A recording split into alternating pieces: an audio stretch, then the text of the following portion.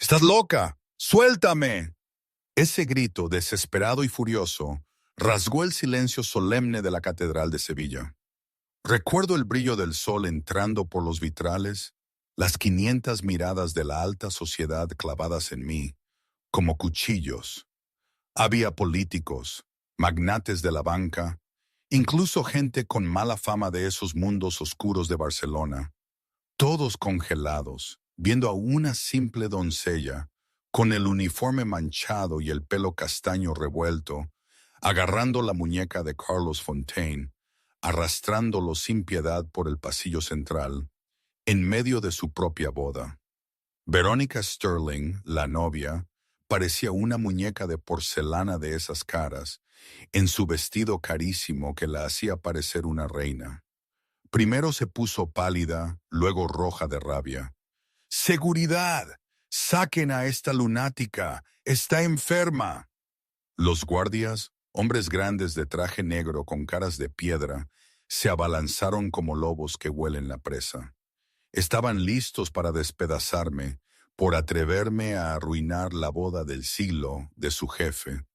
Pero yo no me moví. Apreté el agarre en Carlos aún más fuerte. Tenía los ojos verdes, sí, los tenía empañados por las lágrimas, pero brillaban con una desesperación tan real, tan intensa, que sabía que él, aunque no me conociera de nada, tenía que verla. Estás en peligro. Por favor, escúchame. Solo un minuto. Carlos Fontaine, ese hombre de 36 años con ojos grises fríos como el hielo, me miró de una forma que no pude descifrar. La noche anterior, él mismo me había despedido. Me había acusado de robo. Y ahí estaba yo, arruinando el día más importante de su vida delante de 500 invitados de peso. Seguro que pensaba que me había vuelto completamente loca. Los guardias ya estaban cerca, sus sombras largas cubriéndome. Con un simple gesto de Carlos, me habrían arrastrado, y bueno, habría desaparecido de Barcelona para siempre, porque nadie, en este mundo suyo, se atrevía a tocar a alguien de los Fontaine, y luego vivía en paz. Nadie. Y sin embargo, había algo en mis ojos, no locura, no odio, sino puro miedo. Miedo por él, miedo por alguien que no era yo. Antes de que las manos rudas de los guardias pudieran atraparme, Carlos hizo una señal para que se detuvieran. Me dejó arrastrarlo hasta un pequeño guardarropa junto al altar. La pesada puerta de roble se cerró de golpe tras nosotros. Afuera, 500 personas contenían la respiración. Verónica se quedó rígida en el centro de la iglesia. Su vestido deslumbrante se veía de repente fuera de lugar. Quería golpear la puerta y entrar a gritos, pero no se atrevió. La mirada en los ojos de Carlos, justo antes de desaparecer tras la madera, la hizo temblar. 1 minuto. 2. 5. Un silencio aterrador se apoderó de la catedral. Luego, los susurros empezaron a extenderse como olas. ¿Qué estaba pasando dentro? ¿Quién era esa doncella? ¿Qué tenía en sus manos para atreverse a arriesgarlo todo? Y lo más importante, ¿qué pasaría cuando esa puerta se abriera? Madre mía, ¿cómo pude acabar ahí? No sé si fue martes o quizás miércoles, no lo recuerdo bien, pero sí recuerdo esa tarde, hacía unas semanas. Volvíamos a las afueras de Madrid, a la mansión de los Fontaine, después de visitar a mi hermano José en el hospital de Barcelona. Llevaba 8 meses trabajando allí como empleada de hogar, 8 meses de aguantar el trato de la alta sociedad. Pero lo que pasó ese día, estaba en la sala principal, era la hora del té. La porcelana Wedgwood, miles de euros. Verónica, la prometida de Carlos, me miraba con esos ojos fríos y una sonrisa de satisfacción que no era de enfado, no, era pura maldad. Con un movimiento deliberado, la muy víbora tiró la taza de té. El Earl Grey, hirviendo, se derramó sobre una alfombra persa centenaria y lo que era peor para ella, sobre sus Louboutin rojos brillantes, los que Carlos le había regalado hacía poco, me parece. Sí, se los había regalado ese mismo día, o la semana anterior. No recuerdo bien. ¡Asquerosa sirvienta! ¿Sabes lo que cuestan estos zapatos? Más que tu patético sueldo de un año entero. ¿Cómo piensas pagarme, ¿Con tu cuerpo flaco y feo? Yo, con la cabeza gacha, los labios apretados hasta que se abrieron y sangraron, quería gritarle que ella lo había tirado. Pero, ¿quién iba a creer a una doncella como yo? La señora Carmen, el ama de llaves, con 30 años de servicio, que estaba en una esquina, ella lo vio todo. Sabía que Verónica lo había hecho a propósito, pero solo bajó la cabeza, sus ojos esquivaron los míos, sin atreverse a decir ni una palabra. En esa casa, el poder de Verónica Sterling, la futura señora Fontaine, era casi absoluto. María, su voz era hielo puro. Límpialo con tus manos, con el trapo blanco de tu delantal. Mis ojos se abrieron de par en par. Con mis manos, mis rodillas cayeron en el charco de té aún tibio, los trozos de porcelana rota cortándome la piel a través de la fina tela de mi uniforme. Saqué el trapo y empecé a limpiar sus zapatos. De repente, una patada en el hombro. La punta afilada de su tacón se clavó en mi clavícula. Frota más fuerte, siseó, con la voz empapada de placer, y que tu olor a pobreza barata no manche mis cosas. ¿Sabes lo que vales? Ni la uña de mi pie. Me mordí la lengua hasta el alma, tragándome cada gota de humillación, pero no podía perder este trabajo. José, mi hermano pequeño, seguía en el hospital. Su corazón, defectuoso desde que nació, necesitaba una operación de 200 euros, una cifra monstruosa que no tenía idea de cómo conseguir. Si perdía este empleo, él no tendría ninguna oportunidad de vivir. ¿Qué otra opción me quedaba? Ninguna, tenía que seguir. Las lágrimas resbalaban en silencio, mezclándose con el té que se enfriaba en el suelo. No era dolor, era impotencia. Momentos después llegaron los pasos firmes y secos de Carlos Fontaine. Él me vio, de rodillas, el té, la porcelana, la alfombra manchada. Y Verónica, transformada en una princesa frágil y doliente, se abalanzó sobre él. Carlos, mi amor, solo le pedí un té y lo derramó todo sobre los zapatos que me acabas de regalar.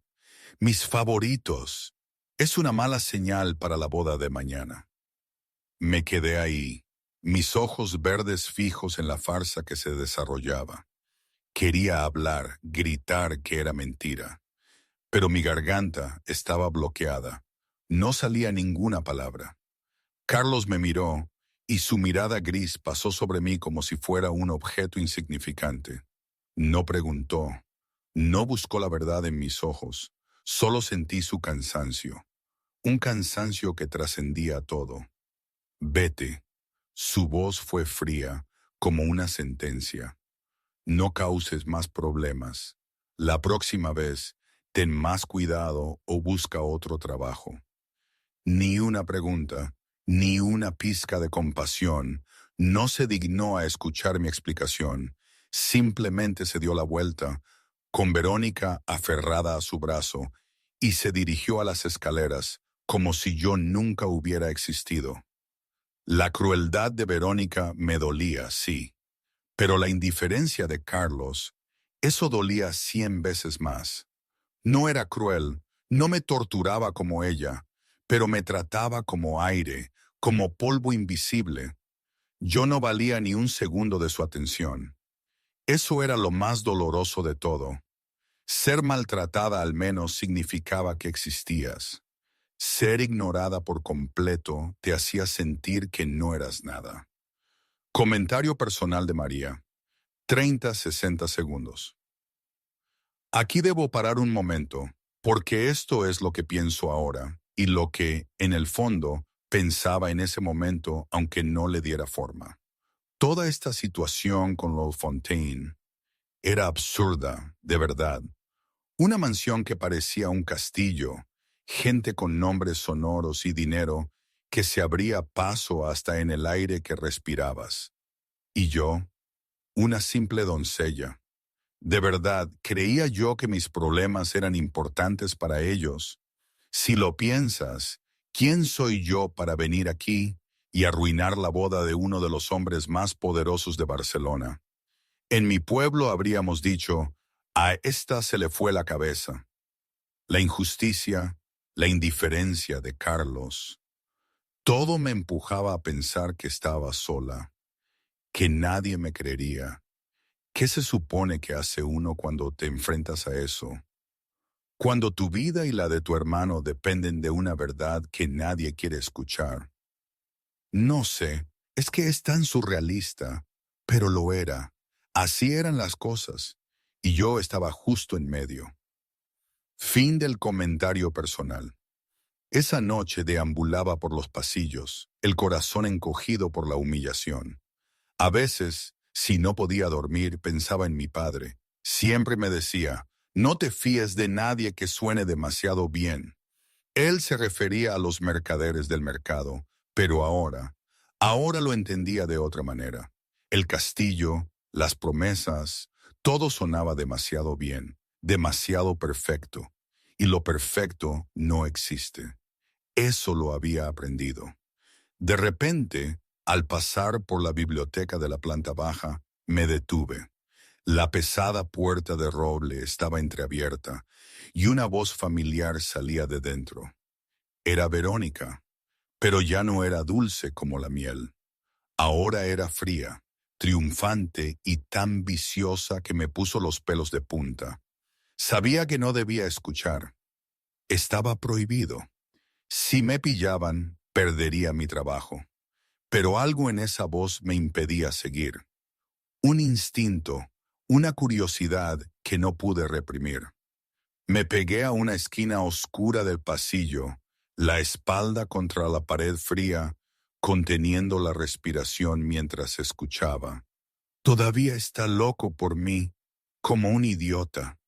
Resonó la voz de Verónica, goteando desprecio. No te preocupes, ese viejo es estúpido. Todo lo que hace es ahogarse en su dolor, en los recuerdos de su mujer muerta. Patético.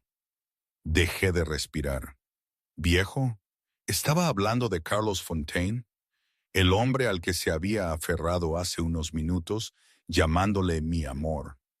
No te preocupes, cariño, continuó Verónica, su dulzura grotesca. Después de la luna de miel, él terminará como Kate. Entonces nadie se interpondrá en nuestro camino. Mi corazón se apretó. ¿Cómo Kate? Kate Fontaine, la primera esposa de Carlos, había muerto hacía 2 años de un repentino ataque al corazón. Todo Barcelona conocía esa historia trágica. Decían que Carlos se había derrumbado después de su muerte, convirtiéndose en el hombre frío y sin emociones que era ahora. Pero, ¿qué significaba como Kate? Los papeles de la herencia están listos, continuó Verónica, su voz gorda de satisfacción. Mi abogado ya lo ha terminado todo. Solo necesito su firma esta noche y ya está. Él confía en mí, confía ciegamente en mí. Una risa suave y escalofriante siguió a sus palabras. No te preocupes, cariño.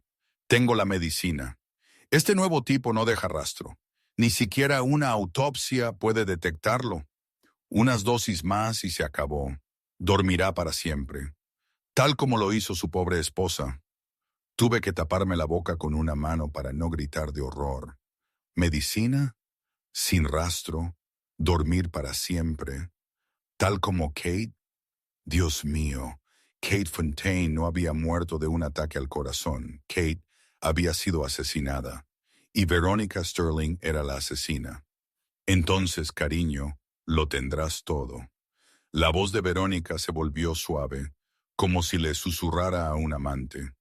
El imperio Fontaine será nuestro. Dinero, poder, todo. Solo necesitamos un poco más de paciencia. Después de la boda, me tomaré mi tiempo. Nadie sospechará nada. Una joven viuda lamentando la repentina muerte de su marido. ¿Quién sospecharía de ella? Su risa aguda resonó de nuevo, llena de malicia. Me quedé temblando de pies a cabeza.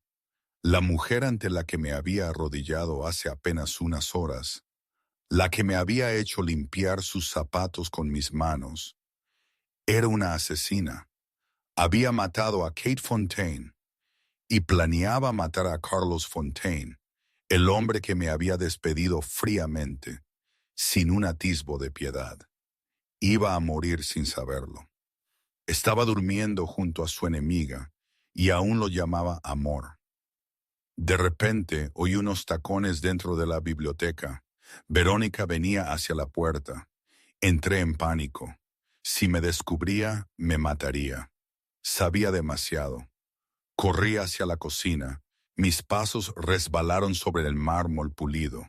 El corazón me latía con una furia desbocada. Casi me chocó con Ana.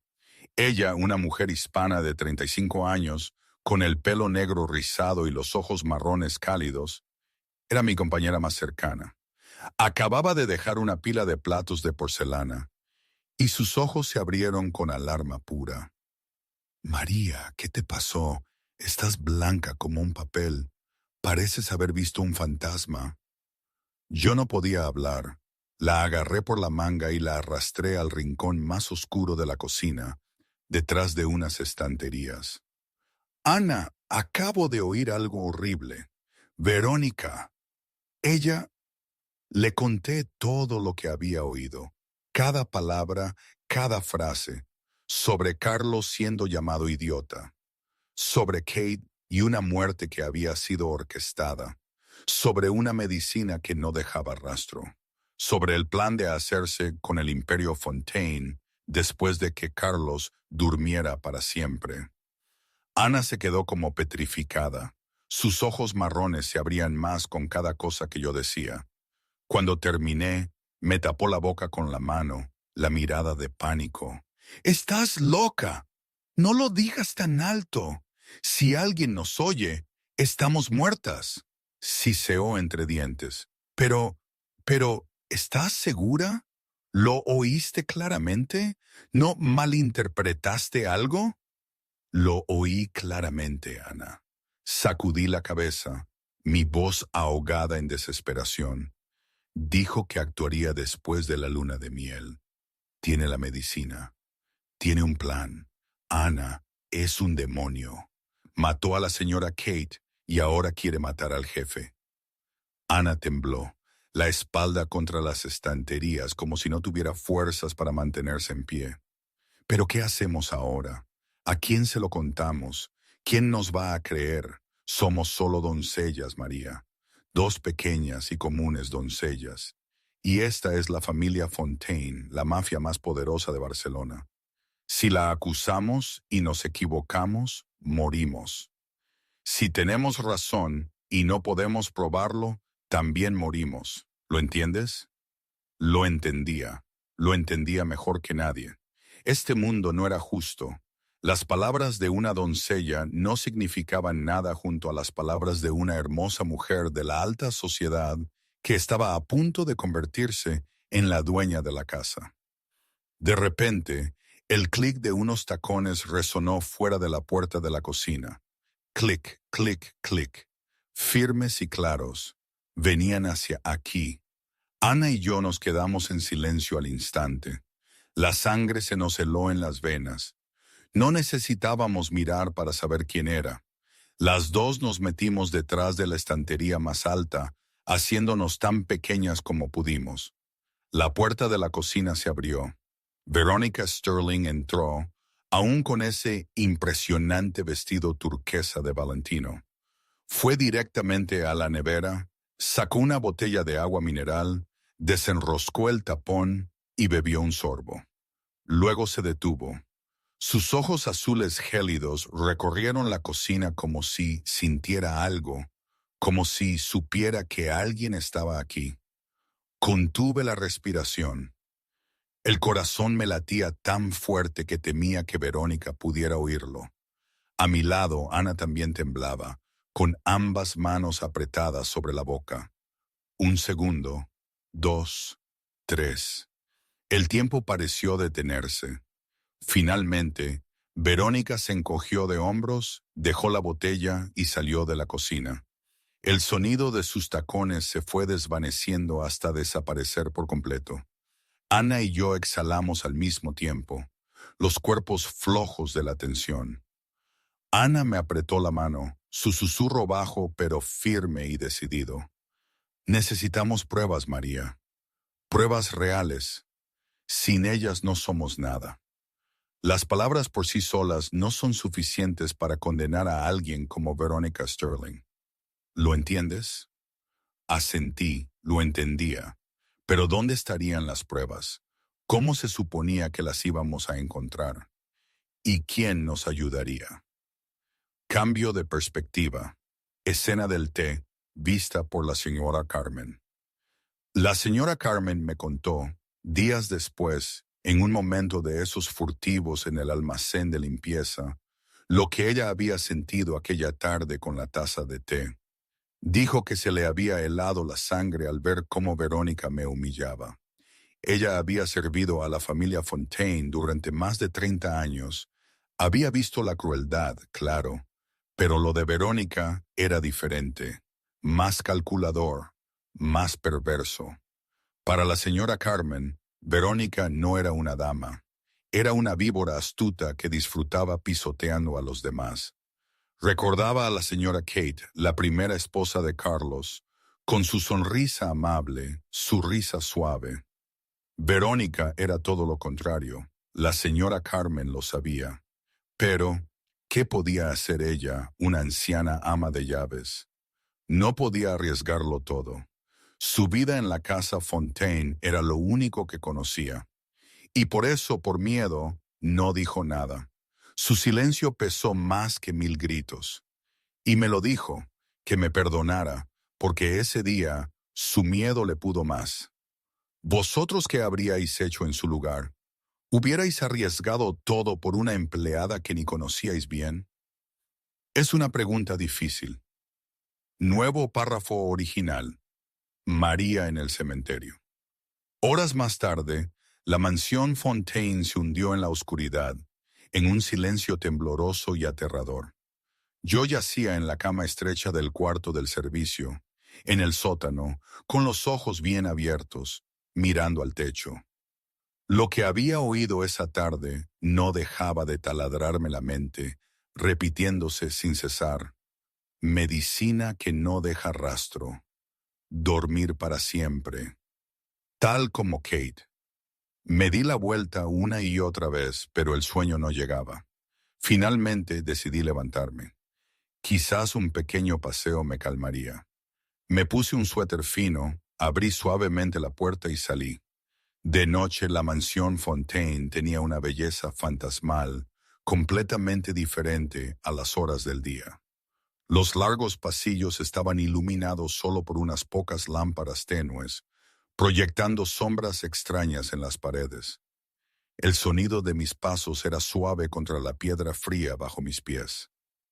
Al cruzar el pasillo principal de la planta baja, me detuve de repente. Alguien estaba allí, una pequeña figura con el pelo blanco como la escarcha, inmóvil ante un gran cuadro en la pared. La señora Carmen, el ama de llaves, la misma que había presenciado mi humillación esa tarde y no había dicho nada. Empecé a darme la vuelta, pero la curiosidad me detuvo. Quería saber qué estaba mirando la señora Carmen. Me acerqué y me di cuenta de que era un retrato de una mujer joven. Cabello rubio como el trigo maduro. Ojos azules suaves como un lago otoñal. Una sonrisa cálida que parecía iluminar todo el lienzo. Kate Fontaine, la difunta esposa de Carlos, la mujer que Verónica Sterling había matado. Tú también lo oíste, ¿verdad, mi niña? La voz de la señora Carmen me sobresaltó. No se dio la vuelta, su mirada aún fija en el retrato. Te vi correr por el pasillo esta tarde. Vi el pánico en tu cara. Oíste algo de la señorita Verónica, ¿verdad? Me quedé helada, sin saber qué responder, mentir o confesar. Cualquiera de las dos opciones podía matarme. Pero la señora Carmen no esperó mi respuesta. Suspiró, su voz cargada con la profunda tristeza de alguien que había soportado demasiado. Lo sé, mi niña. Lo sé desde hace mucho tiempo. Lo de Verónica, lo que le hizo a la señora Kate, lo que planea ahora. Se dio la vuelta, sus ojos viejos, que aún conservaban una luz clara, me miraron fijamente. La señora Kate, antes de morir, sospechó algo. Me dijo que se sentía mal después de tomar los suplementos del doctor Martínez, el médico privado de la familia. Agotamiento, mareos, el corazón acelerado. Pero el doctor seguía insistiendo en que era solo por trabajar demasiado. La señora Carmen volvió a levantar la vista hacia el retrato. Misericordia y dolor ablandaron su rostro. Era una mujer inteligente, mi niña. Sabía que algo no andaba bien. Escribió una carta donde anotó todas sus sospechas y la escondió.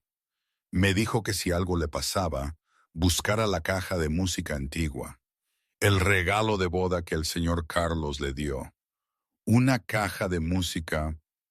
¿Una caja de música? Pregunté, mi voz apenas un susurro. La señora Carmen asintió. Una vieja caja de música de madera tallada con rosas. El señor Carlos la mandó a hacer especialmente para la señora Kate por un artesano en Italia.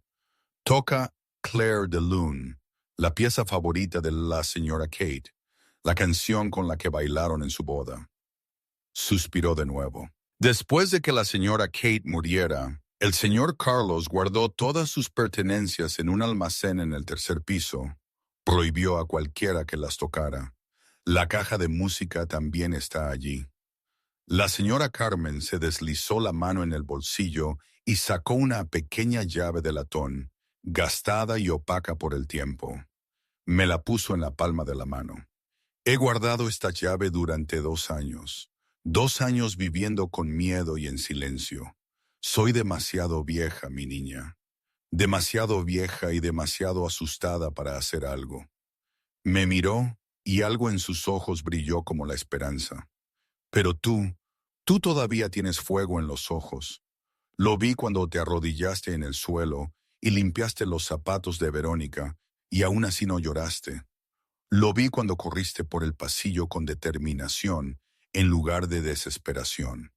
Tú tienes algo que yo no tengo, mi niña. Coraje. Miré la llave en mi mano, el corazón latiéndome a un ritmo desenfrenado. Esto era una pista. Esta podía ser la prueba que Ana y yo necesitábamos, pero también era un camino que conducía directamente a la muerte. El almacén estaba prohibido. La familia Fontaine no perdonaba a los intrusos. Si me pillaban, no solo perdería mi trabajo, perdería mi vida. Entonces pensé en Carlos Fontaine, el hombre de ojos grises tristes hasta los huesos, el hombre que había perdido a su esposa sin saber que había sido asesinada, el hombre que estaba a punto de ser asesinado por la persona en la que más confiaba. Él era frío, era indiferente, no me había protegido, pero no merecía morir. Nadie merecía morir así. Lo encontraré, dije. Mi voz temblaba, pero llena de resolución. Tengo que encontrarlo. Esa madrugada la mansión Fontaine estaba inundada en una oscuridad y un silencio aterrador. Solo el débil silbido del viento fuera de las ventanas y el fuerte latido de mi corazón dentro de mi pecho. Estaba al pie de la escalera que conducía al tercer piso, la vieja llave de latón apretada en la palma de mi mano, húmeda de sudor. Este era territorio prohibido. Nadie tenía permiso para subir allí desde que murió Kate Fontaine.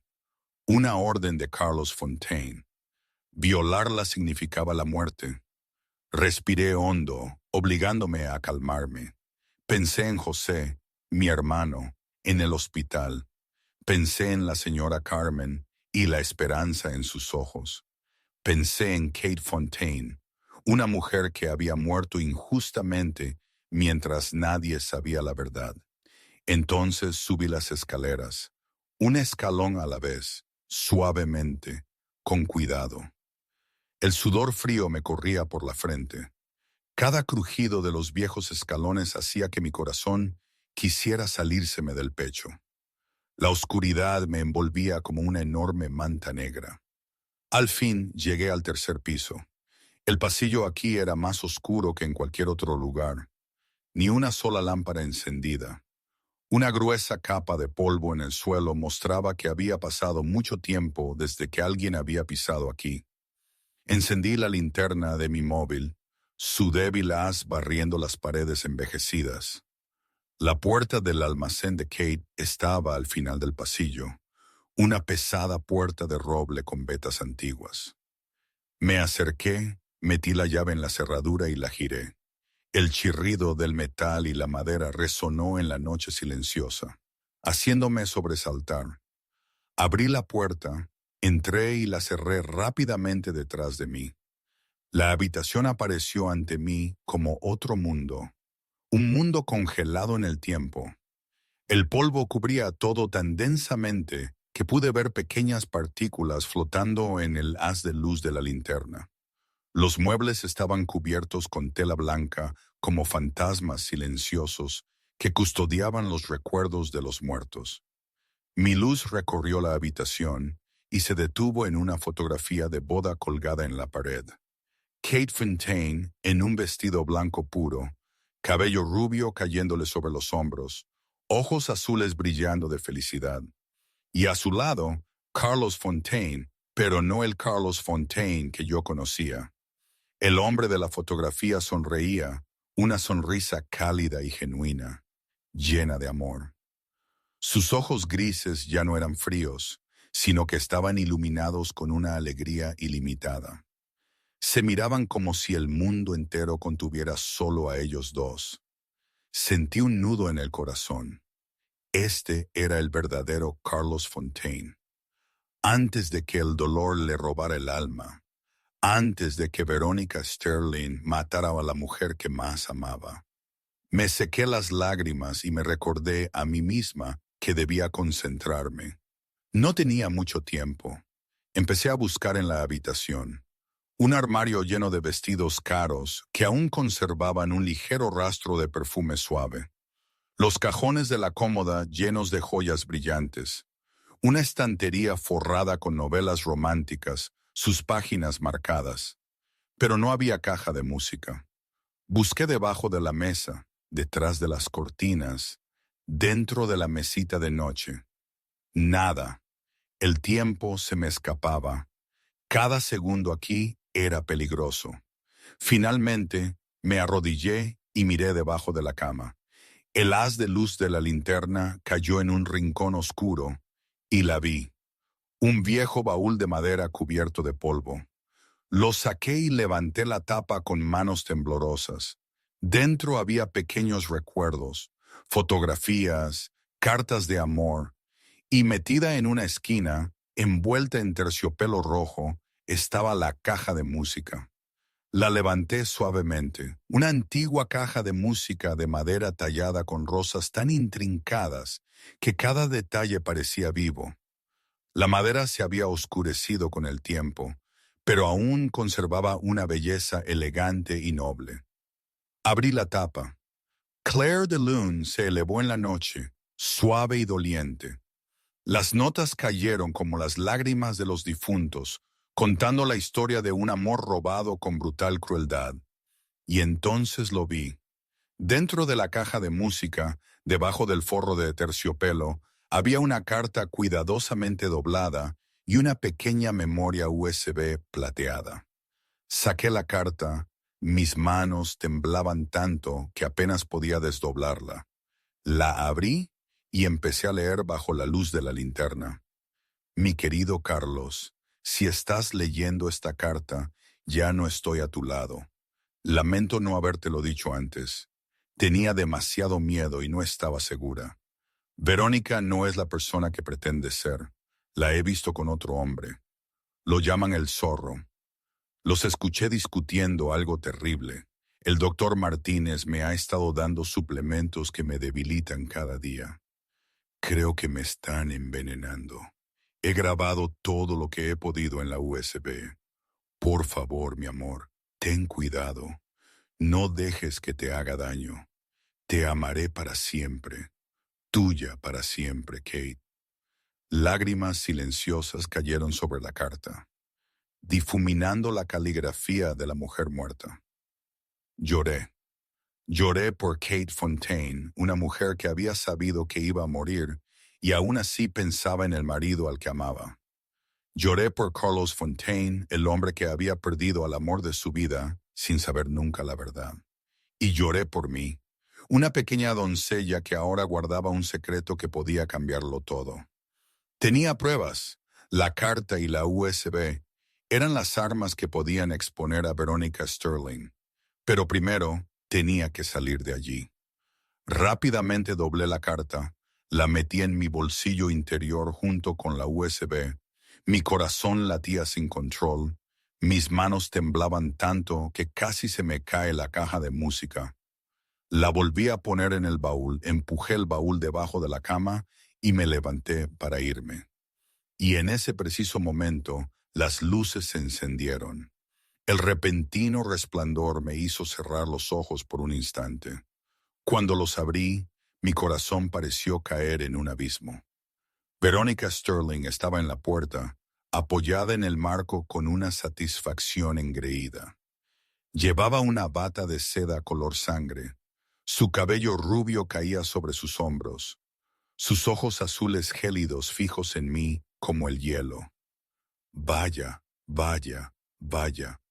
La voz de Verónica fluyó, lenta y amenazante. ¿Qué tenemos aquí? Un pequeño ratón que se cuela en un lugar al que no pertenece. Me eché hacia atrás, mi espalda golpeó el borde de la cama. Traté de mantener la calma, pero mi corazón latía tan violentamente que temía que Verónica pudiera oírlo. Señorita Verónica. Verónica entró en la habitación. Sus tacones hacían quelque en las tablas del suelo cubiertas de polvo. Su mirada recorrió el espacio desde el baúl debajo de la cama hasta el polvo revuelto en el suelo. Luego se posó en mi rostro ceniciento. ¿Qué buscas aquí, ratoncita? La voz de Verónica se volvió dulce de una manera aterradora. ¿Quién te crees que eres para entrar en esta habitación? ¿No sabes que esto está prohibido? Traté de tragar, mi voz temblaba. Yo solo me perdí. No podía dormir, así que salí a caminar y me perdí. Verónica me interrumpió. Una risa fría cortó el silencio de la noche. Perdida a las 2 de la mañana. Perdida en una habitación cerrada con llave en el tercer piso. ¿Qué tan estúpida crees que soy? Se acercó. Cada paso se sentía como un cuchillo clavado en mi corazón. La distancia entre nosotras se redujo hasta que Verónica estuvo directamente frente a mí, sus ojos azules gélidos mirándome con desprecio. ¿Qué estás escondiendo?, preguntó Verónica, su voz aguda como una navaja. Sin esperar respuesta, me agarró por el cuello y me empujó hacia adelante. No tuve tiempo de reaccionar antes de que Verónica empezara a buscar en los bolsillos de mi delantal. Una mano con uñas pintadas de rojo sangre se metió en cada rincón, buscando algo sospechoso. Contuve la respiración. La carta y la USB estaban en mi bolsillo interior, no en el delantal. Después de un minuto, Verónica no encontró nada. Me soltó, pero sus ojos permanecieron entrecerrados con sospecha y enfado. «¿Estás jugando a algo?», siseó Verónica entre dientes. «No sé qué es, pero lo averiguaré. ¿Crees que puedes engañarme? Una sirvienta asquerosa como tú». No dije nada, solo bajé la cabeza en silencio. Sabía que cualquier palabra que dijera ahora podría empeorarlo todo. Verónica se quedó allí, ojos fríos, estudiándome como si sopesara qué hacer con su presa. Luego sonrió, una sonrisa cruel que me hizo temblar. ¿Sabes qué? No necesito saber qué buscas. La voz de Verónica era extrañamente tranquila. Solo necesito deshacerme de ti. Has entrado en un área prohibida. Eso es suficiente crimen para que desaparezcas de esta casa. Y de Barcelona también. Sacó su teléfono del bolsillo de su bata y marcó con la misma facilidad casual con la que haría una reserva para cenar. Quise correr, arrebatarle el teléfono, gritar, pero sabía que no podía. Cualquier movimiento solo me haría parecer más culpable. Carlos, cariño. La voz de Verónica se volvió instantáneamente dulce y débil de nuevo. La familiar actuación se puso en marcha. Siento molestarte en medio de la noche, pero necesito que vengas a la habitación de Kate ahora mismo. Algo pasó. Atrapé a un ratoncito merodeando por aquí. Terminó la llamada y me miró con una sonrisa victoriosa. Ahora esperamos, ratoncita. Esperamos y vemos cómo tu jefe va a tratar contigo. Se oyeron pasos pesados desde la escalera.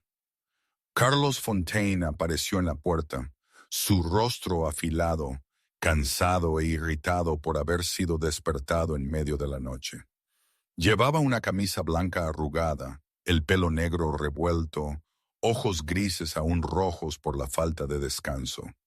Detrás de él estaba Javier, su guardaespaldas de confianza, un irlandés de 40 años, corpulento y con una cara fría e indescifrable.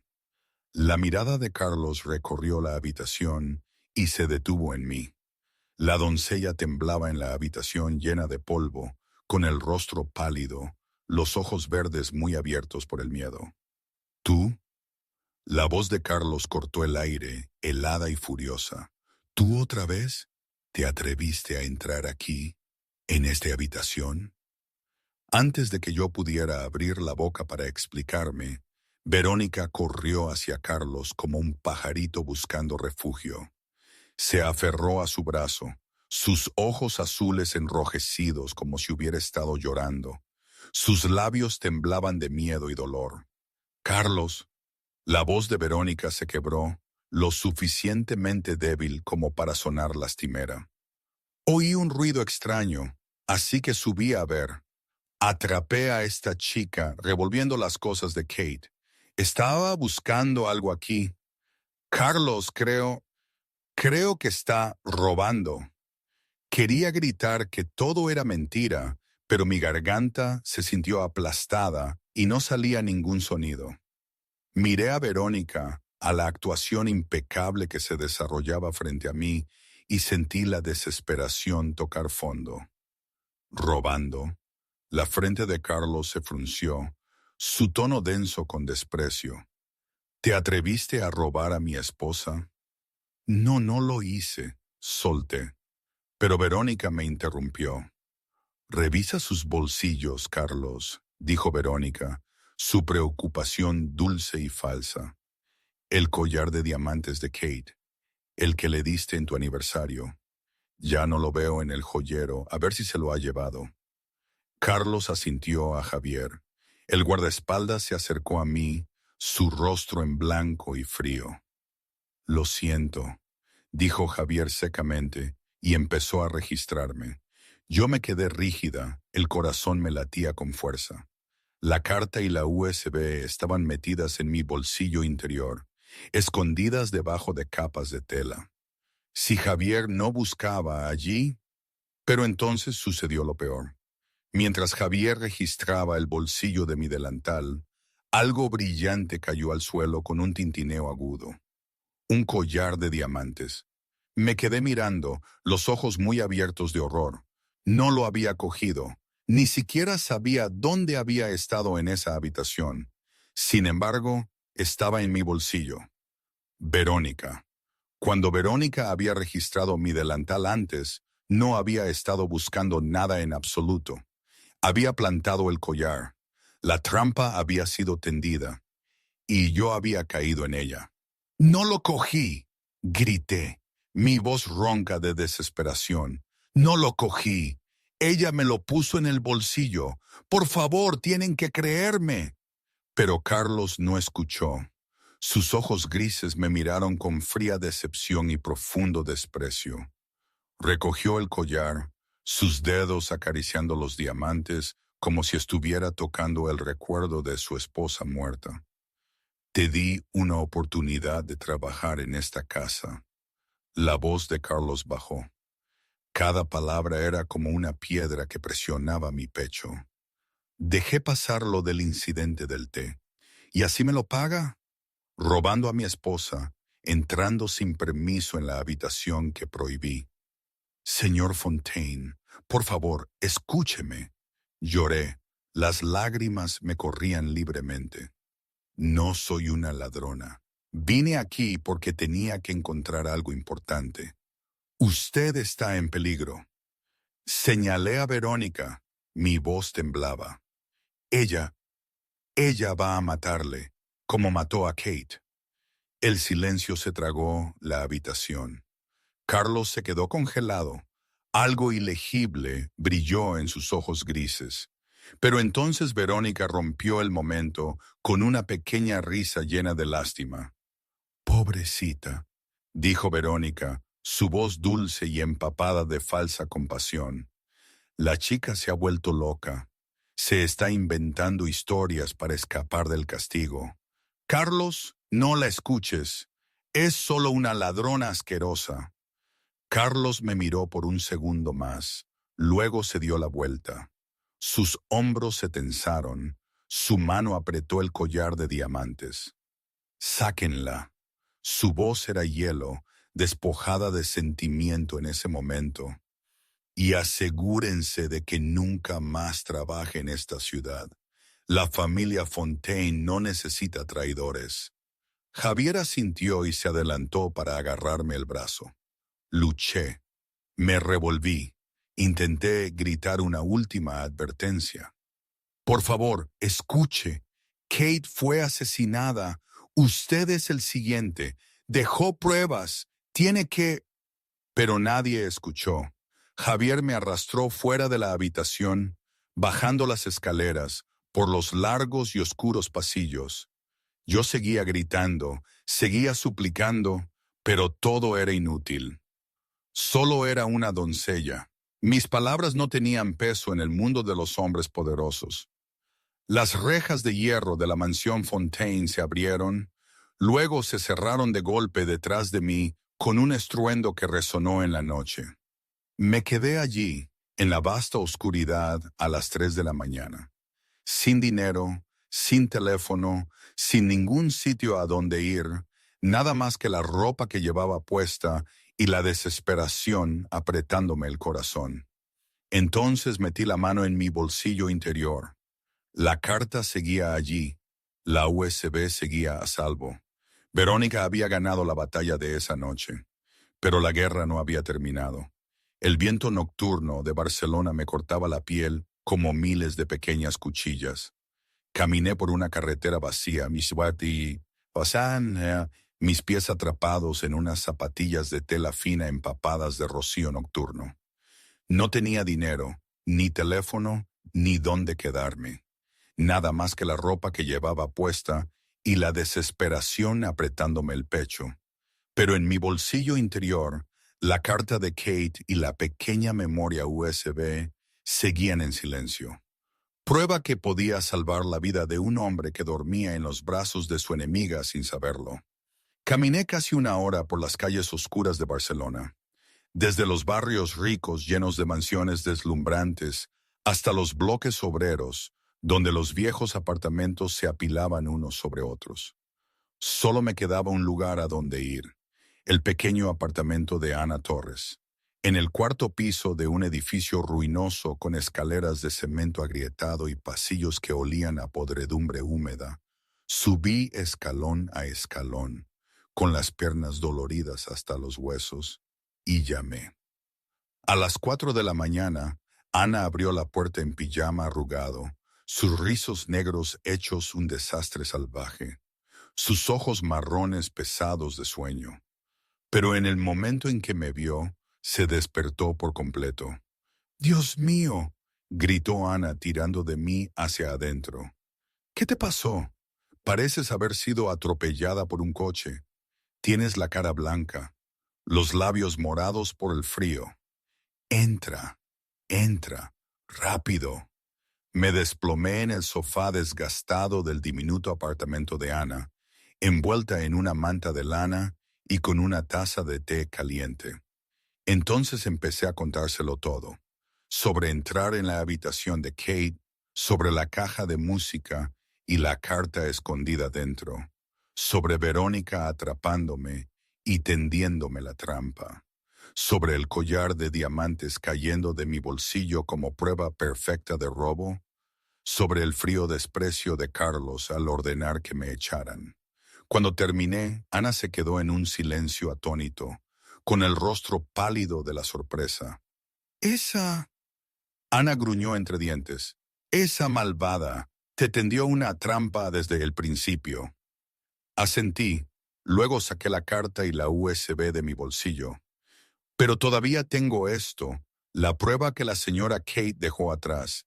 Necesitamos ver qué hay en la USB». Ana agarró su viejo portátil, conectó la USB y la abrió. La pantalla se iluminó, mostrando una carpeta llena de diferentes archivos. El primer archivo era un video. Kate Fontaine lo había grabado en secreto desde un ángulo oculto. En el video, Veronica Sterling besaba a un hombre desconocido. Era alto, con el pelo negro y una larga cicatriz en la mejilla izquierda. Hablaban de algo. Sus voces eran demasiado bajas para distinguirlas claramente, pero lo suficiente para mostrar que no era una reunión ordinaria. El segundo archivo era una grabación de audio. El doctor Martínez, el médico privado de la familia Fontaine, hablaba claramente. «La dosis para la señora Kate debe aumentarse. Está empezando a sospechar. Tenemos que actuar más rápido». Los archivos restantes eran imágenes, recibos de productos químicos comprados a una compañía farmacéutica, mensajes entre Verónica y el hombre al que llamaba cariño, con frases como «todo va según lo planeado» y «pronto lo tendremos todo». Ana los leyó, las manos temblaban, su rostro se puso blanco como el papel. Esto es real.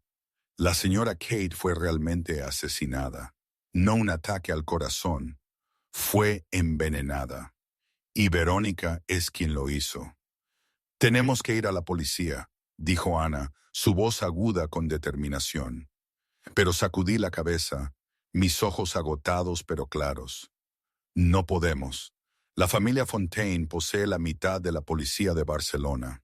Enterrarán las pruebas antes de que lleguen a alguien que pueda ayudarnos. Verónica lo sabrá inmediatamente y encontrará la manera de borrarlo todo». «¿Entonces cómo?», preguntó Ana, su voz quebrada por la desesperación. Miré por la ventana. El cielo estaba cambiando de negro a gris. Los primeros hilos del amanecer comenzaban a aparecer en el horizonte. La boda tendría lugar esa tarde, en menos de 12 horas.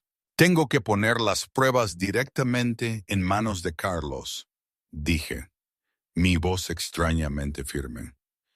«En la boda de hoy». N me miró como si estuviera loca. «¿Estás fuera de ti? Nunca pasarás la seguridad. Te despidieron. Tu cara es conocida. Te agarrarán en el momento en que pongas un pie dentro de la iglesia». «Lo sé», asentí. Mis ojos verdes brillaban con determinación. «Pero tengo que intentarlo. Es su única oportunidad. Si no actúo, Carlos Fontaine morirá y no puedo vivir con eso». Pregunta a la audiencia. ¿Creéis que era la única forma? Yo, en ese momento, no veía otra salida. ¿Habría algo más, alguna otra opción que no estuviéramos viendo? No lo sé, no lo sé ni ahora. No podía dormir. Sentada en el sofá gastado del pequeño apartamento de Ana, los ojos fijos en la pantalla del portátil, viendo y volviendo a ver las pruebas que Kate Fontaine había dejado. Cada vez que las veía, notaba algo nuevo. La mirada triunfante en los ojos de Verónica mientras besaba al hombre desconocido. La voz fría del doctor Martínez mientras hablaba de la dosis. Los mensajes cargados de significado sobre el plan y nuestro futuro. Kate lo había sabido. Había sabido que iba a morir y había intentado dejarlo todo para su marido. Pero Carlos nunca lo encontró. Y ahora, 2 años después, la historia estaba a punto de repetirse. Miré por la ventana, el cielo todavía negro. Pensé en José, mi hermano, tendido en el hospital, inconsciente de que su hermana había sido despedida, incriminada por robo y arrojada a la calle en medio de la noche. Un chico de 16 años con un corazón frágil todavía esperando la cirugía que podría salvarle la vida. 200,000 euros, una cifra que ahora se sentía más lejana que nunca. Si moría mañana, ¿quién cuidaría de José? ¿Quién pagaría las facturas del hospital? ¿Quién le daría la mano cuando el miedo lo invadiera? Pero si no actuaba, Carlos Fontaine moriría. Un hombre inocente sería asesinado por la misma persona en la que más confiaba. Y Verónica Sterling, una asesina, seguiría caminando libremente, disfrutando de la riqueza y el poder que había robado con sangre. Miré el teléfono de Ana sobre la mesa. Necesitaba oír la voz de José por última vez. Lo cogí y llamé al hospital. Después de unos cuantos timbrazos, la voz de José se escuchó, débil pero alegre como siempre. María, oye, ¿por qué llamas a estas horas? Son solo las 5 de la mañana. ¿Estás bien? Suenas cansada. Tragué el nudo en la garganta, forzando mi voz a sonar normal. Estoy bien, cariño. Solo trabajé hasta tarde. Quería oír tu voz, así que llamé un poco pronto. Trabajas demasiado, dijo José. La preocupación se filtraba en sus palabras. No te preocupes por mí. El médico dice que estoy mejorando cada día. En unos días podré volver a caminar por la habitación. Tienes que comer bien, ¿vale? No te saltes comidas para ahorrar dinero para mí. Las lágrimas se deslizaron silenciosamente por mis mejillas. Sonreí aunque sabía que José no podía verlo. Estás siendo muy bueno. Te quiero, José. Recuerda eso siempre. Pase lo que pase, te quiero. ¿Qué dices? Eso es tan raro, José se rió. Suenas como si fueras a irte muy lejos. Yo también te quiero. Te veo pronto, ¿vale? Mi garganta se apretó, mi voz temblaba. Sí, te veo pronto. Terminé la llamada y dejé que las lágrimas cayeran libremente. Lloré por José, lloré por mí misma, lloré por el camino incierto que tenía por delante. Ana se sentó a mi lado en silencio, tomándome la mano, sin decir nada porque no sabía qué palabras podrían encajar. Cuando finalmente amaneció, me levanté. Me puse el uniforme de doncella de nuevo, el que Ana me había guardado, y escondí cuidadosamente la caja de música con la carta y la USB en mi bolsillo interior. Ana estaba en la puerta, sus ojos marrones rojos de preocupación.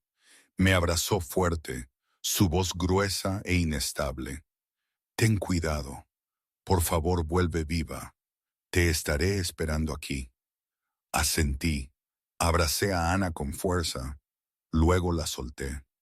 Lo intentaré. Salí a la luz de la mañana. La luz del sol me tocaba la cara. Delante de mí estaba el camino hacia la Catedral de Sevilla, hacia la boda del siglo, hacia el destino de mi propia vida y la de Carlos Fontaine. La Catedral de Sevilla se alzaba en el corazón de la ciudad como una obra maestra gótica atemporal. Ese día, la iglesia estaba más ricamente adornada que nunca, vestida con miles de flores blancas puras y cintas plateadas brillantes. La boda del siglo, perteneciente al capo de la mafia más poderoso de Barcelona, había atraído la atención de toda la ciudad. Cientos de coches de lujo alineaban la calle. Rolls-Royce, Bentley, Maybach, cada uno valía cientos de miles de euros. La seguridad estaba reforzada hasta un grado sofocante. Guardaespaldas de traje negro estaban por todas partes. Había detectores de metales en cada entrada y la lista de invitados se revisaba cuidadosamente, nombre por nombre. Estaba al otro lado de la calle, escondida detrás de un gran árbol, observándolo todo con el corazón desbocado. Sabía que no podía entrar por la puerta principal. Mi cara había sido reconocida. Mi nombre estaba en la lista negra. Si algún guardia me reconocía, me detendrían inmediatamente. O peor. Rodeé la catedral hasta la parte trasera, donde había una entrada de servicio reservada para el personal. Allí estaban estacionados camiones de catering, trabajadores afanándose mientras llevaban comida y bebida al interior. Justo en ese momento, una mujer de mediana edad, con un uniforme de camarera, pasó corriendo, me vio y me gritó: «Oye tú, ¿eres la nueva del equipo de servicio? ¿Por qué estás ahí parada? Estamos desesperadamente cortos de personal. Entra ya». Asentí, forzando mi cara a la normalidad. Sí, me perdí. No sabía qué entrada usar. «Sígueme». La mujer me agarró la mano y me arrastró por la puerta de la cocina. Y así me colé dentro de la iglesia.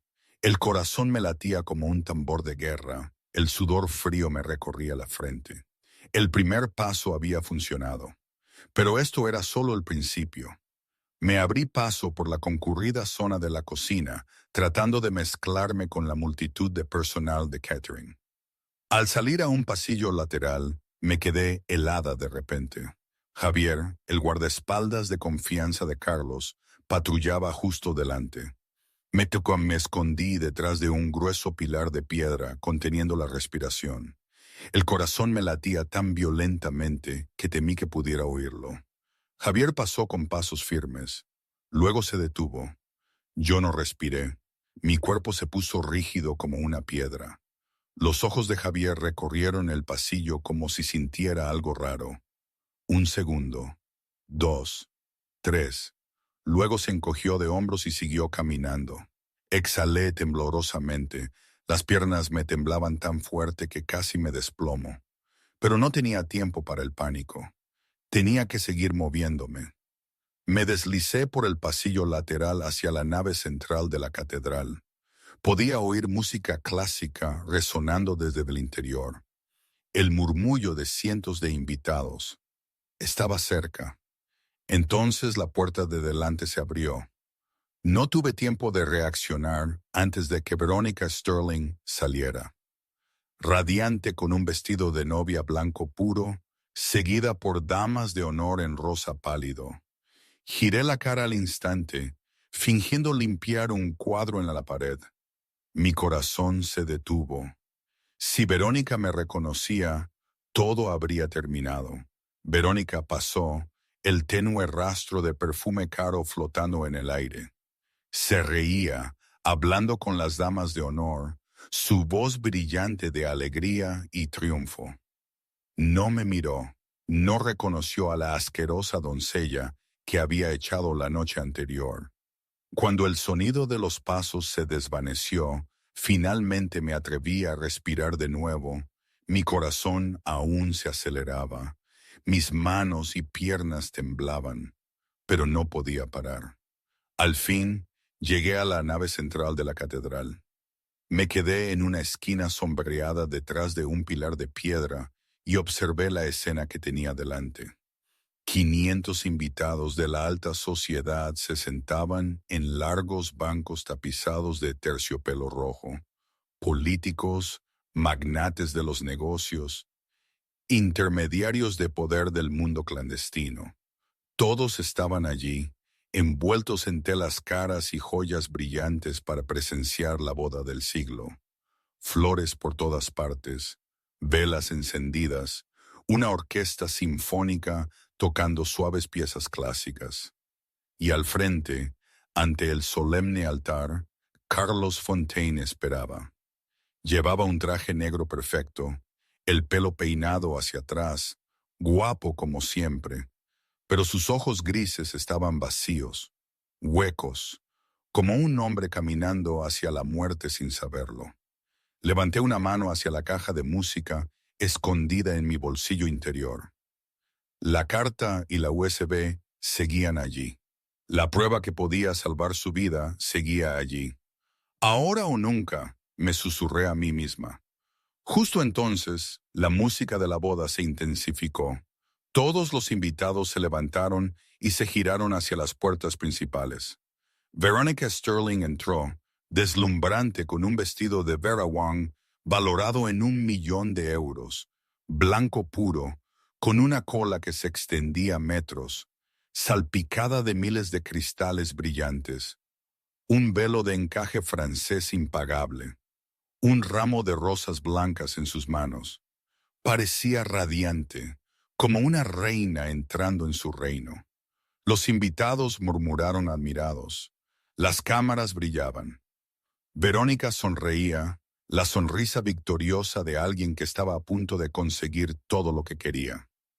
Se movió hacia el altar, hacia Carlos, hacia el futuro teñido de sangre que ya había escrito. Apreté la caja de música en mi bolsillo. Era el momento. Veronica Sterling se detuvo junto a Carlos Fontaine. Su vestido de novia blanco puro brillaba bajo los candelabros de cristal. Le ofreció la mano, su sonrisa radiante como una reina en su coronación. Carlos le tomó la mano, su rostro aún en blanco, como un sonámbulo. El anciano sacerdote estaba ante el altar. Su voz profunda y suave se extendía por la catedral. Hoy nos reunimos aquí ante Dios y ante estos testigos para dar fe de la sagrada unión de Carlos Fontaine y Veronica Sterling en santo matrimonio. Yo estaba en el rincón más alejado de la iglesia. Mi corazón latía como si fuera a estallar.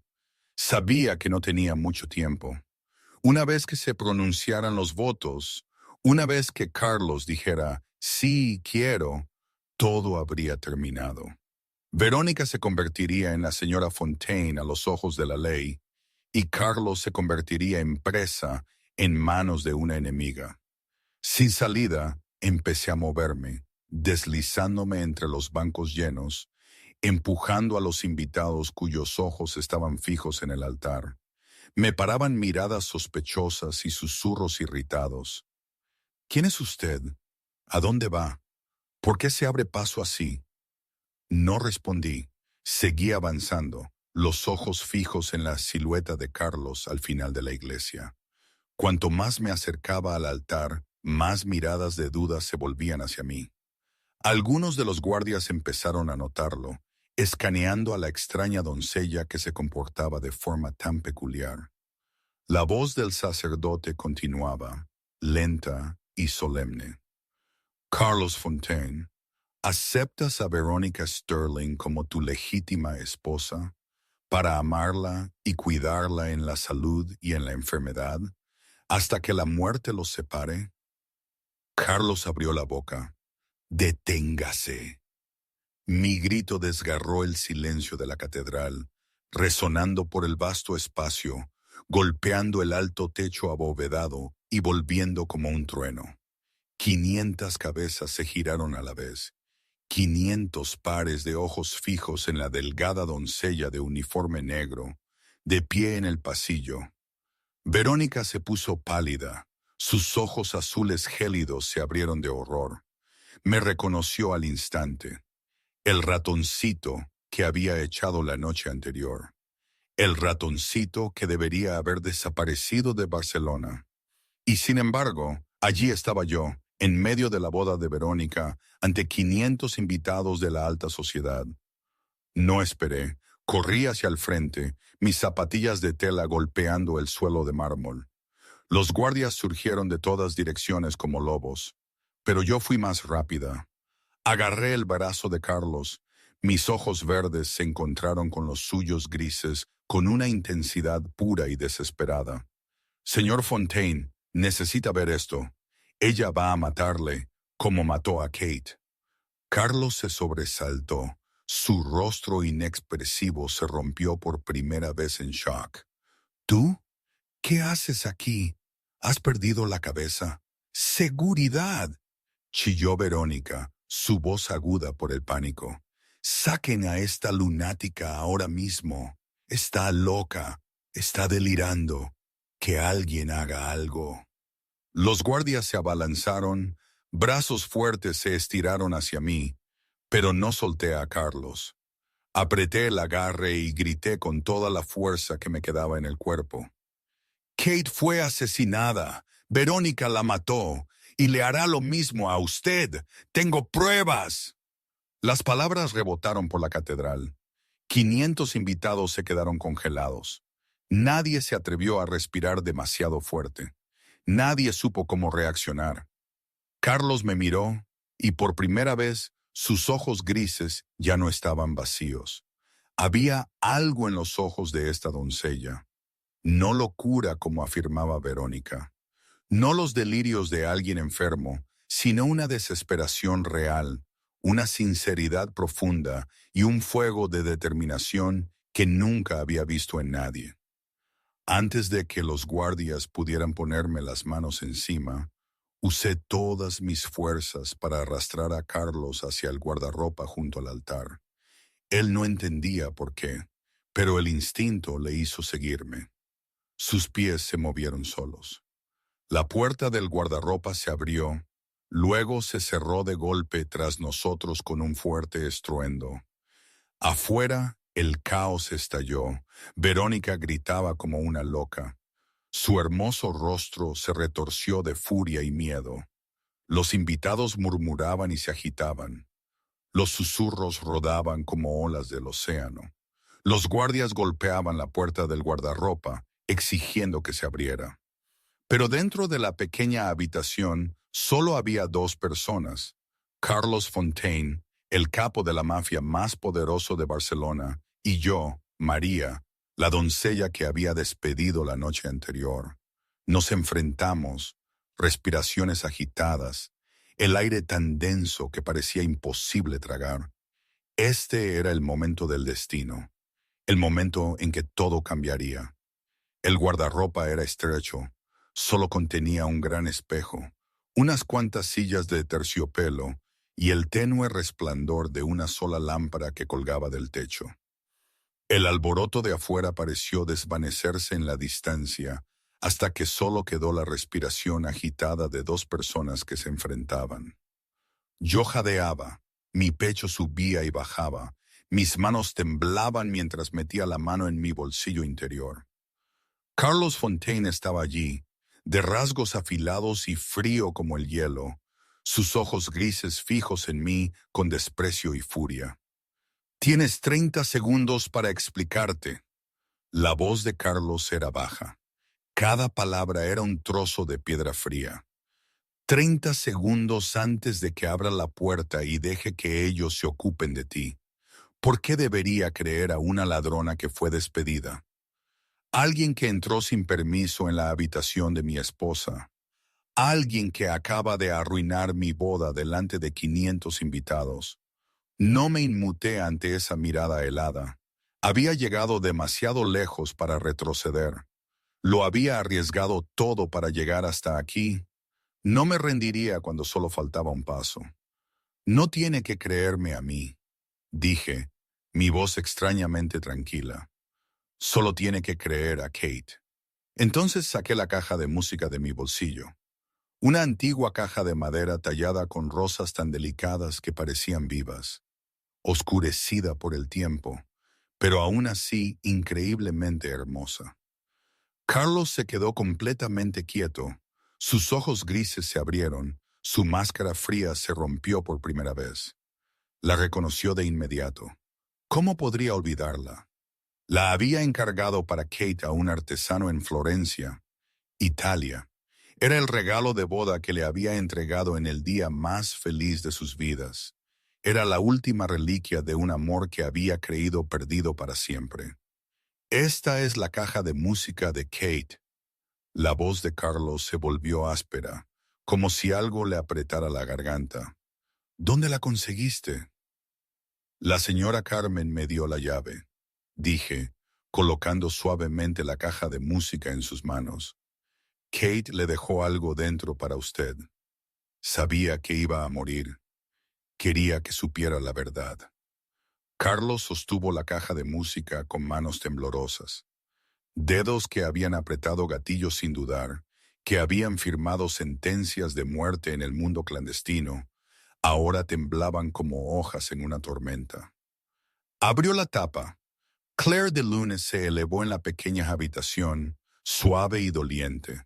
Notas tan familiares que dolían. Esta era la pieza favorita de Kate.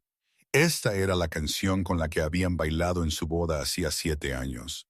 Esta era la melodía con la que él la había arrullado para dormir en las noches en que no se sentía bien. Carlos se quedó como petrificado, dejando que la música lo envolviera como un cálido abrazo del pasado. Luego lo vio. Dentro de la caja de música, debajo del forro de terciopelo, había una carta cuidadosamente doblada. La sacó y reconoció la caligrafía al instante. La caligrafía de Kate, suave, ligeramente inclinada a la derecha con pequeños círculos en lugar de puntos sobre sus i. La caligrafía que había leído cientos de veces en cartas de amor de sus primeros días. Carlos empezó a leer y su mundo se derrumbó. Cada línea era una hoja clavada en su corazón. Verónica no es la persona que pretende ser. La he visto con otro hombre. Lo llaman el zorro. El doctor Martínez me ha estado dando suplementos que me debilitan cada día. Creo que me están envenenando. El rostro de Carlos cambió con cada línea. De la duda al shock, del shock al dolor, del dolor a una rabia salvaje y furiosa. Su mano tembló, aplastando la carta hasta que se arrugó en su agarre. Y entonces sucedió lo impensable. Las lágrimas rodaron por las mejillas del capo de la mafia más frío de Barcelona. Por primera vez en 2 años, por primera vez desde el día en que Kate murió, él no había llorado en el funeral de su esposa. No había llorado cuando la vio bajar a la tierra fría. Se había convertido en hielo, sellando cada sentimiento. Pero ahora las lágrimas llegaron, imparables. Kate, mi amor. La voz de Carlos se quebró. El sonido de un animal herido. Lo siento mucho. Me quedé en silencio, dándole espacio para su dolor. Saqué un teléfono de mi bolsillo, el que había tomado del bolso de un invitado mientras me abría paso entre la multitud. Y esto también, dije suavemente. La USB tiene video y audio. Kate lo grabó todo.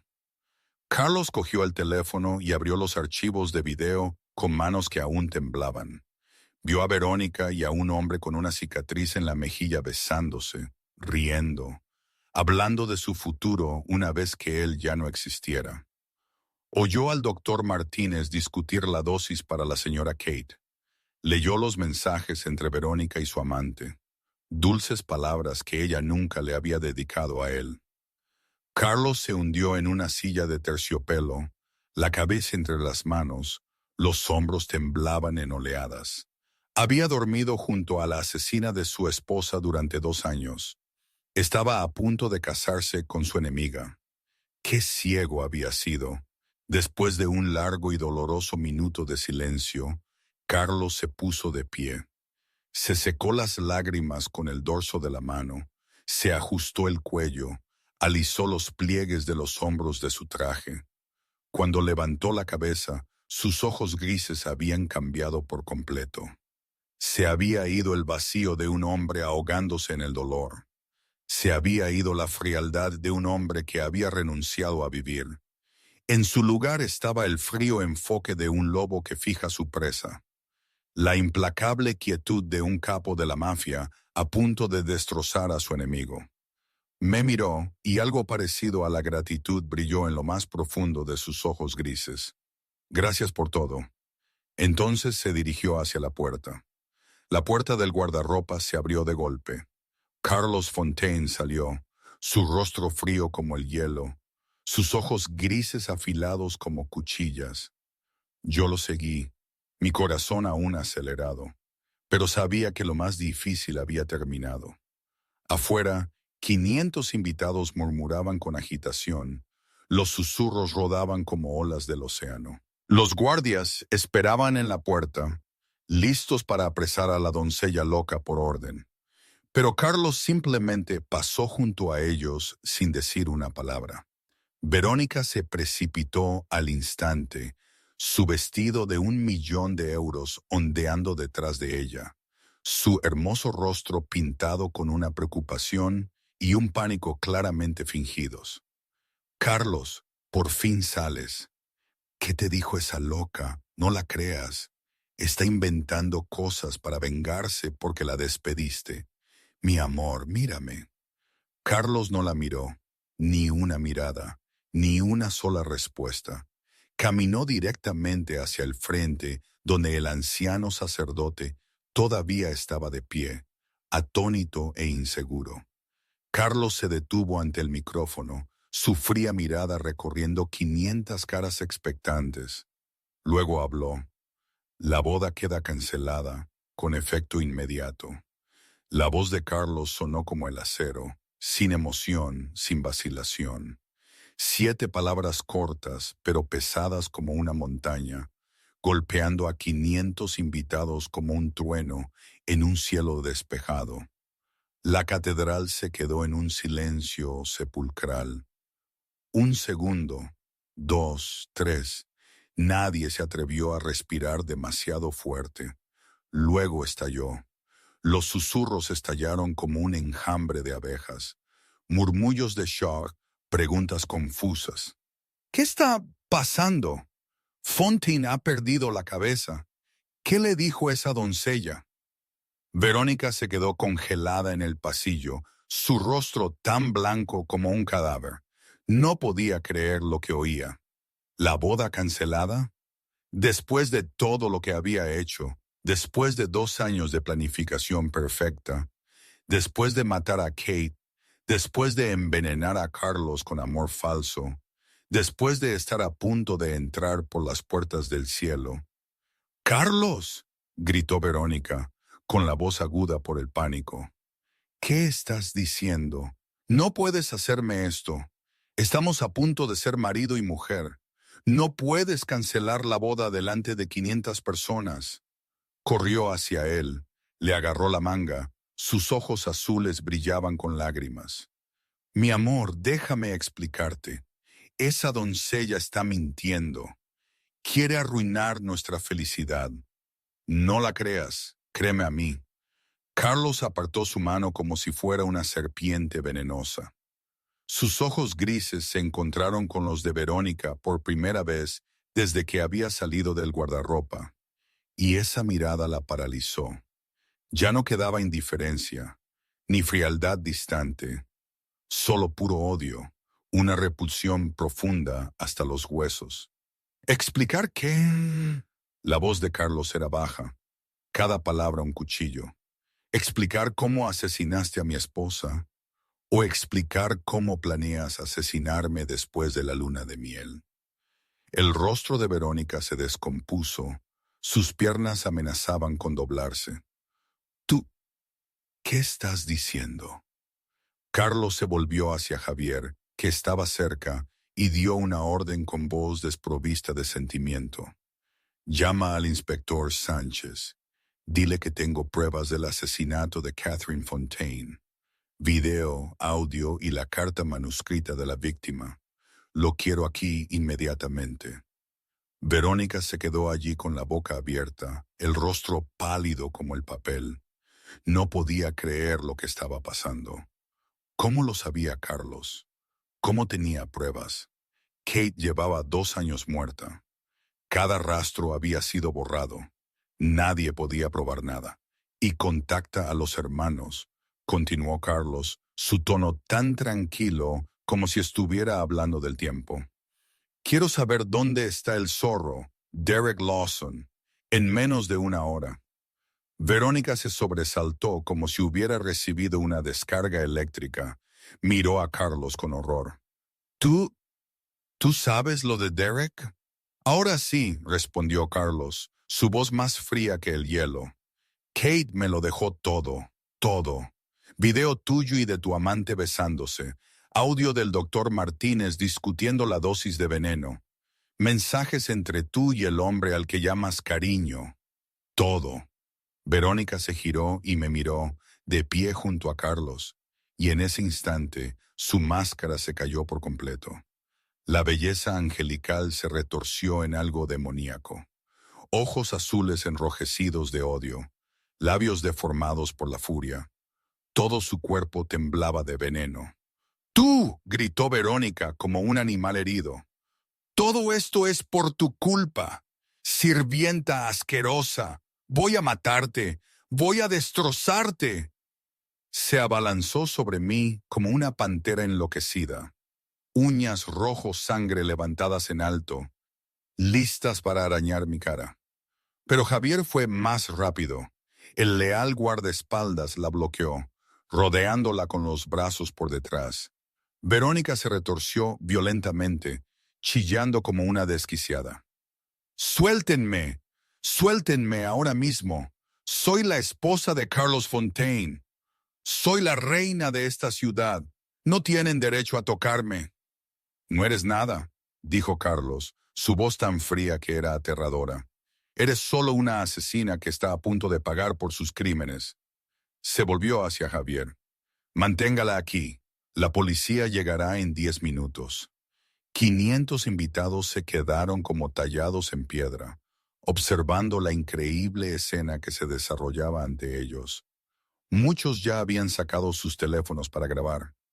La boda del siglo se había convertido en la detención del siglo.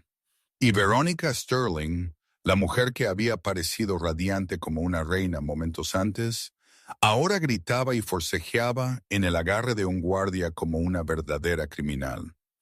En el caos de la catedral, mientras la atención de todos estaba fija en Carlos y su impactante declaración, Verónica vio su oportunidad.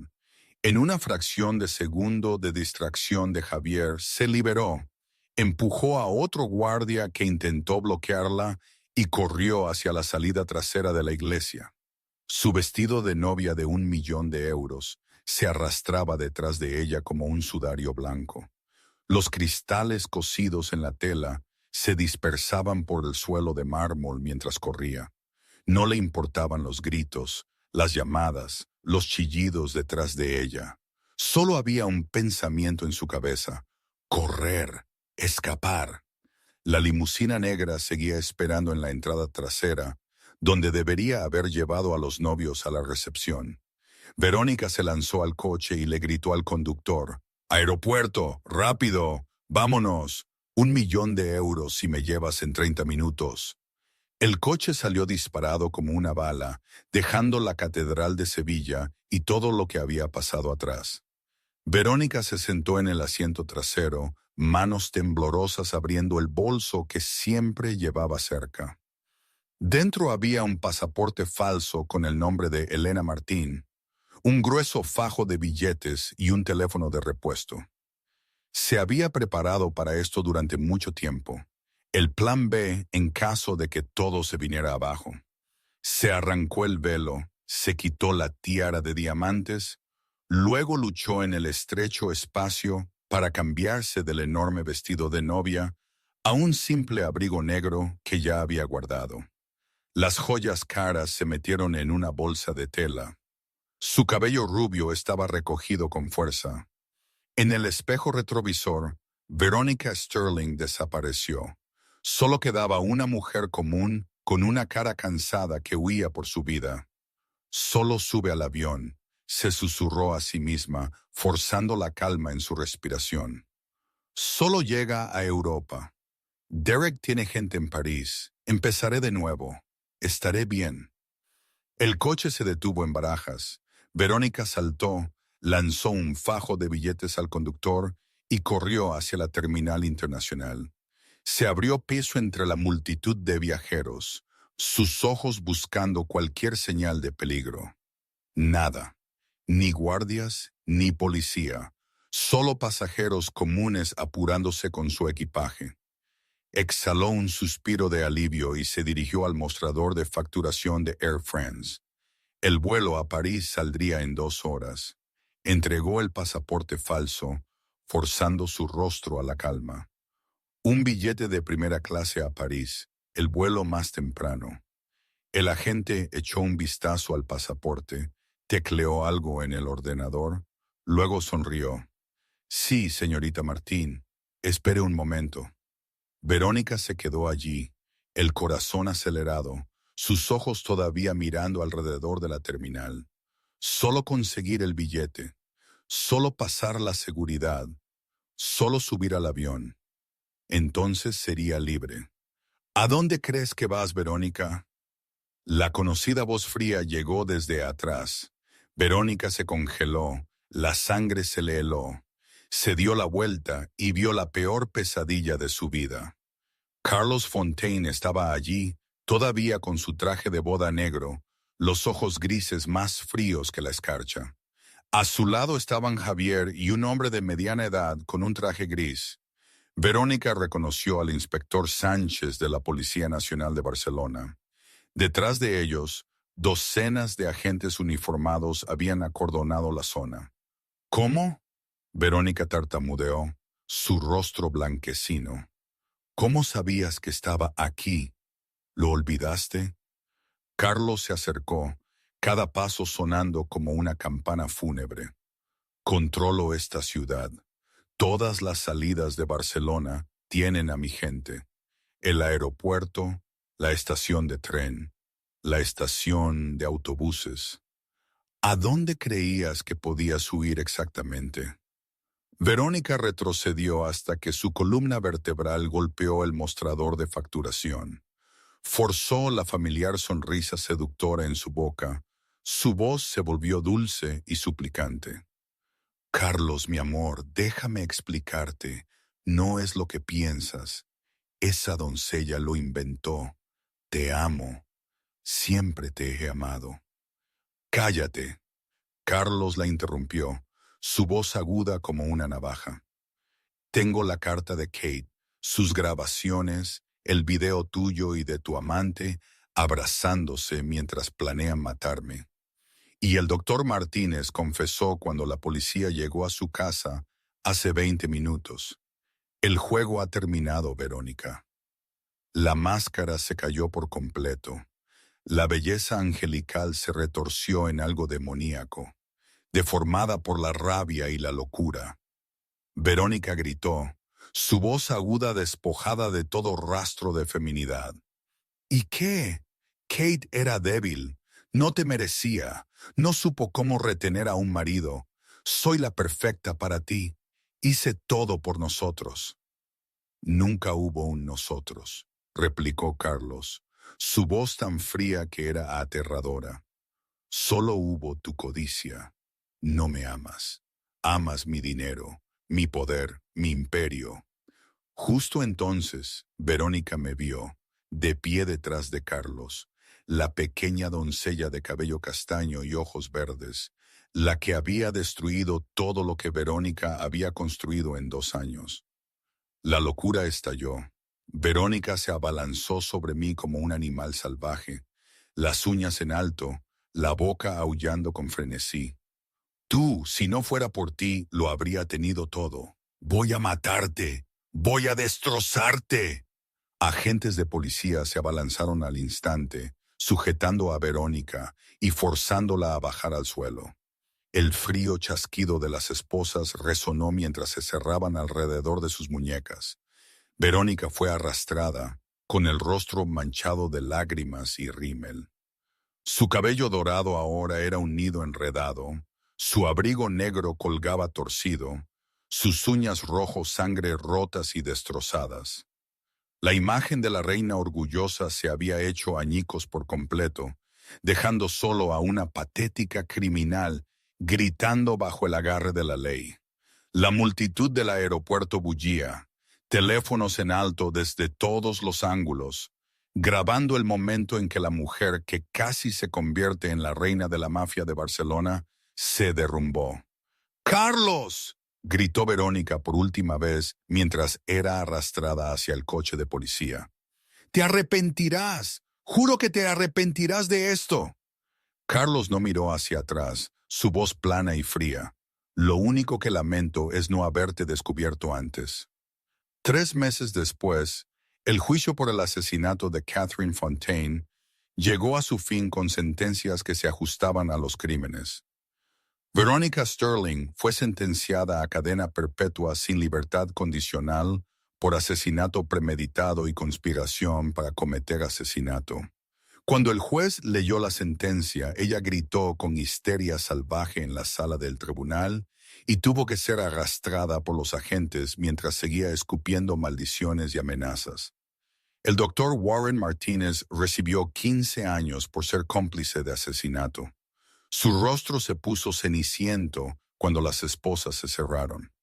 Derek Lawson, el hombre llamado el Zorro, fue capturado en una redada coordinada entre las fuerzas de la familia Fontaine y agentes federales, enfrentando una larga lista de cargos desde conspiración para asesinato hasta lavado de dinero y tráfico de sustancias ilegales. El caso sacudió a toda Barcelona y permaneció en la primera página de todos los periódicos durante semanas. La gente lo llamó el caso de la boda sangrienta, una historia de traición y justicia llevada a cabo frente al altar.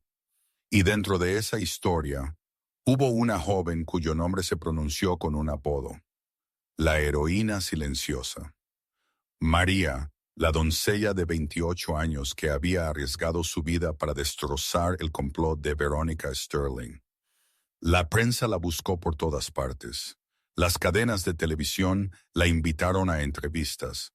Los podcasts rogaban por contar su historia. Pero yo los rechacé a todos. No quería fama. No necesitaba atención. Solo quería una vida tranquila, lejos del drama y las tragedias de la alta sociedad. Un día fui al hospital de Barcelona a visitar a José como siempre. Me estaba preparando para preguntarle al médico sobre el estado de mi hermano y para averiguar cómo reunir más dinero para la cirugía. Pero el médico me detuvo con una sonrisa brillante. Señorita, tengo buenas noticias. La cirugía de José ha sido programada para la próxima semana. El costo ha sido pagado en su totalidad. Me quedé quieta. Seguramente había oído mal. ¿200,000 euros? ¿Quién? ¿Quién lo pagó? El médico sonrió, extrañamente críptico. Un benefactor anónimo. La única solicitud fue que no reveláramos la identidad de la persona. Al instante supe quién era. Solo una persona tenía el poder para hacer eso. Solo una persona tenía la razón. Las lágrimas se derramaron, pero esta vez eran lágrimas de felicidad. La cirugía salió bien. José se recuperó tan rápido que los médicos quedaron atónitos. Un corazón nuevo y sano latía constantemente en el pecho de un chico de 16 años. Por primera vez en su vida, José pudo correr y jugar como otros niños. Abracé a mi hermano fuerte. Las lágrimas caían sin cesar. Estarás bien, cariño. Estarás bien. En otro lugar de la ciudad, Carlos Fontaine estaba viviendo sus propios cambios. Fundó una organización benéfica llamada Fundación Esperanza de Kate, dedicada a apoyar a mujeres y niños que habían sido maltratados o engañados. Donó el 80% de su fortuna personal a la fundación y entregó la mayor parte de su negocio a Javier y a un consejo ejecutivo. Javier estaba en la oficina de Carlos, mirando a su jefe con incredulidad. Jefe, ¿está seguro? Construyó este imperio durante 20 años. ¿De verdad quiere dejarlo todo? Carlos miró por la ventana. Sus ojos grises ya no estaban helados como antes. Ahora contenían algo que parecía paz. He vivido en la oscuridad demasiado tiempo, Javier. Kate quería que encontrara la luz. Es hora de que lo haga. Esa tarde, Carlos se paró frente a la tumba de Kate en un cementerio en las afueras de Barcelona. Dejó un ramo de rosas blancas, las que Kate más había amado, sobre la lápida de mármol grabada con su nombre. Lamento no haber podido protegerte, dijo Carlos, su voz baja y áspera. Lamento haber estado ciego durante 2 años, pero encontré la verdad. Quien te hizo daño ha pagado el precio, y encontré a alguien que me recuerda a ti, alguien con el mismo coraje, el mismo corazón amable. Ella me salvó, Kate, justo como tú me salvaste una vez. Una suave brisa se movió por el cementerio, agitando los pétalos de las rosas blancas. Carlos sonrió por primera vez en 2 años, como si Kate le estuviera respondiendo desde algún lugar lejano. 6 meses después, mi vida, la de María, había cambiado por completo. José y yo vivíamos ahora en una pequeña y encantadora casa en los suburbios de Barcelona, con un jardín lleno de flores y una valla de madera pintada de blanco alrededor. No una mansión ostentosa, no un apartamento estrecho en un barrio obrero, sino un verdadero hogar, un lugar donde la risa resonaba todos los días.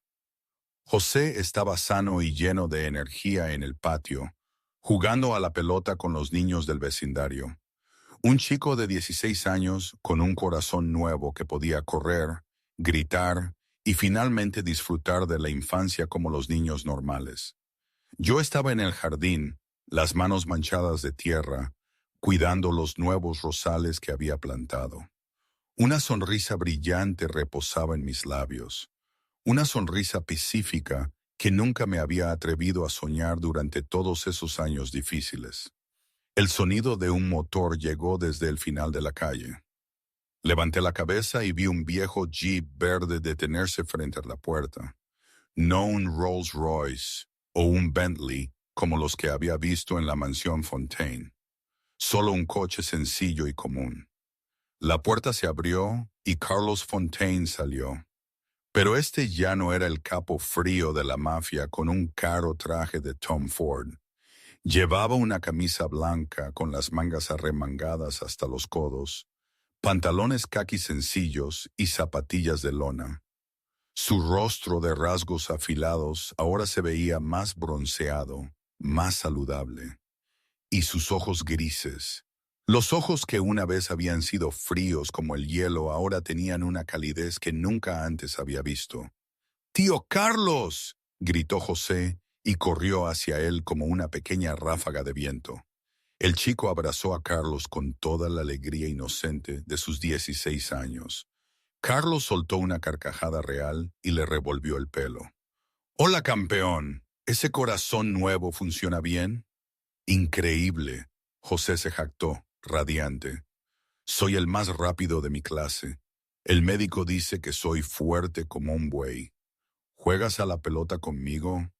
«En un rato», sonrió Carlos. «Necesito hablar con tu hermana primero».